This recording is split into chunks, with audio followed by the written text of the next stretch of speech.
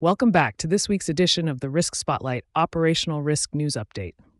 My name is Emily Jones, and today I'll be bringing you essential updates and insights from the world of operational risk, drawn from the past week. All information shared here is sourced from the Risk Spotlight portal, the premier forward-looking service dedicated to operational risk content. Let's get started. The first update highlights a sneaky new phishing tactic that's been making waves in the cybersecurity world. It is recently discovered that attackers are hijacking legitimate URL protection services to mask their malicious links. This crafty campaign kicked off in mid-May 2024 and has already targeted hundreds of organizations. The cybercriminals are taking advantage of the very tools designed to keep us safe. They're wrapping their phishing links in legitimate protection service domains, making them much harder to detect automatically.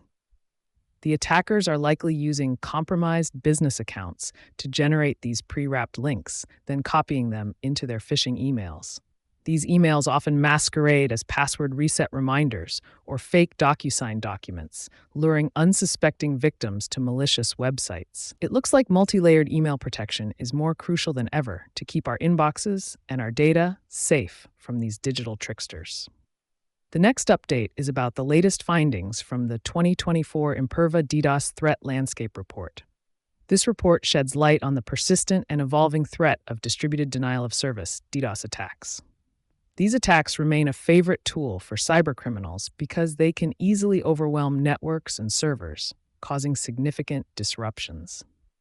One of the key reasons for the rise in these attacks is the increased accessibility of DDoS tools, which allows even those with limited technical skills to launch substantial attacks. The report highlights some staggering statistics from the first half of 2024. One of the most significant attacks recorded was an application-layer DDoS attack in February that reached an unprecedented 4.7 million requests per second, RPS. Additionally, the average size of DNS amplification attacks saw a 310% increase in bandwidth. Geopolitical tensions have also played a significant role in the surge of DDoS activity, with the Middle East unrest leading to a 108% increase in attacks on Israel, and the Russia-Ukraine conflict resulting in a 519% surge in attacks on Ukraine. Even China saw an 84% rise in attacks due to cybersecurity competition. The next update is about the contactless fingerprint systems used in smartphones. There is a growing concern about the vulnerability of fingerprint biometric systems on smartphones to morphing attacks. Researchers from the Norwegian University of Science and Technology have developed 3 algorithms to generate these attacks on finger photo biometrics captured by smartphones, showing that even commercial fingerprint verification systems can be compromised. For the banking industry, this research highlights critical vulnerabilities in biometric authentication systems that are commonly used in mobile banking apps and online banking portals. As banks increasingly rely on biometric data for secure transactions, understanding these potential weaknesses is crucial. The next update is about the SEC's new guidelines on Form 8K cybersecurity disclosures, emphasizing how companies should handle ransomware attacks.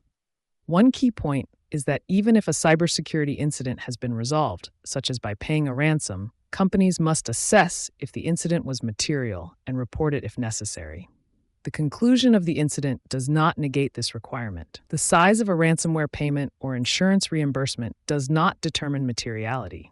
Companies must consider all impacts on operations, finances, brand perception, and customer relationships.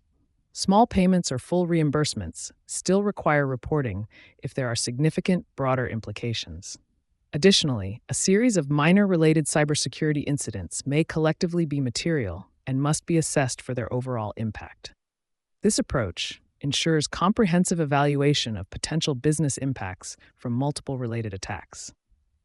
The next update highlights that the U.S. federal agencies have intensified their focus on whistleblowers, leveraging both incentives and penalties to enforce laws and regulations more effectively. In a recent discussion, key officials from the Department of Justice, DOJ, the U.S. Attorney's Office for the Southern District of New York, SDNY, and the Securities and Exchange Commission, SEC, emphasized the crucial role of whistleblowers in uncovering misconduct. They highlighted new programs and incentives designed to encourage whistleblowers to come forward quickly, stressing the importance of swift corporate self-disclosures to avoid missing out on potential benefits. In the 2023 fiscal year alone, the SEC received over 18,000 tips and issued nearly $600 million in awards, including a record $209 million to a single whistleblower. The program requires individuals to voluntarily provide original information that leads to enforcement actions, resulting in monetary sanctions exceeding $1 million. The SDNY's pilot program offers non-prosecution agreements to individuals who self-disclose criminal conduct early, aiming to foster cooperation and timely reporting.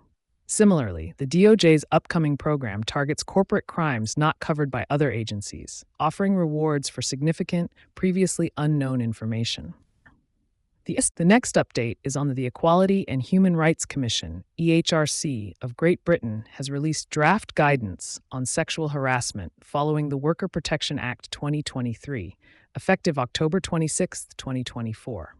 This law requires employers to prevent workplace sexual harassment, including from third parties like clients and contractors. The guidance advises employers to conduct sexual harassment impact assessments, update policies, train staff, and review measures' effectiveness. It emphasizes third-party harassment, encouraging incident reporting, and ensuring policies are clear to self-employed consultants. Noncompliance can result in EHRC investigations, unlawful act notices, binding agreements, court injunctions, and a 25% uplift in compensation for successful claims. Now let me provide a quick update on key operational risk loss events that were reported in the media last week. In the past week, several significant operational risk loss events have emerged in the financial services sector. One of the most notable incidents was a widespread outage caused by a Microsoft update, which affected various critical services, including banks, airlines, and the stock market. This outage was linked to a blue screen error triggered by CrowdStrike's security software. The disruption led to considerable operational challenges across multiple industries, highlighting the intertwined nature of modern digital infrastructure and the ripple effects of technical failures.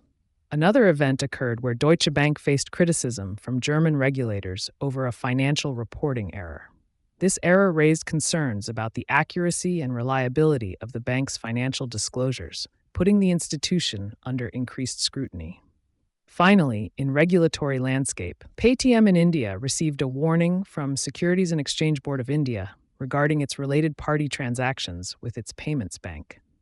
This warning draws attention to the regulatory complexities surrounding related party transactions and the need for transparency and proper governance in such dealings. And there you have it, a whirlwind tour of last week's operational risk landscape. If you want to read more about the topics I have covered and review additional content on emerging operational risk topics, then please log into the RiskSpotlight portal if you are a subscriber, or go to RiskSpotlight.com to sign up for a free trial. Thanks for tuning in, and until next time, stay safe and keep those risks in check.